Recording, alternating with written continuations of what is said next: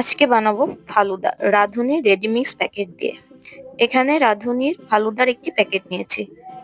এটা ম্যাঙ্গো ফ্লেভারের। এটার দাম নিয়েছে 120 টাকা। এর মধ্যে আছে একটা সবুজ জেলির প্যাকেট আর একটা লাল জেলির প্যাকেট।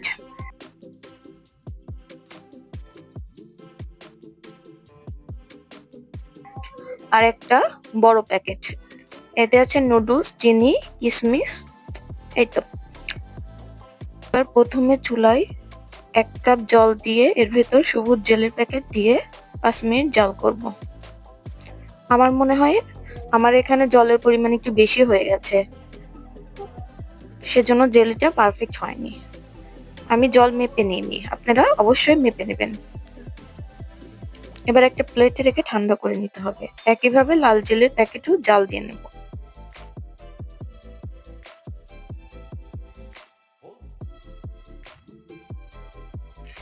এবার 1 লিটার দুধ জাল দিয়ে নিয়েছি। 4-5টা বলক দিয়ে নিতে হবে।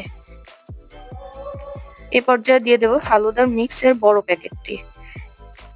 এবার এটা সিদ্ধ না হওয়া পর্যন্ত হালকা আঁচে জাল দিতে হবে। একভাবে নাড়তে হবে যাতে নিচে লেগে না যায়।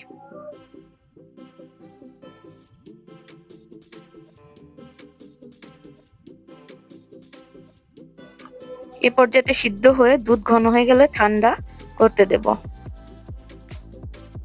এখন জেলিটা ঠান্ডা হয়ে গেছে, এভাবে কেটে নিলাম। এটা ঠান্ডা হয়ে আরো ঘন হয়ে গেছে।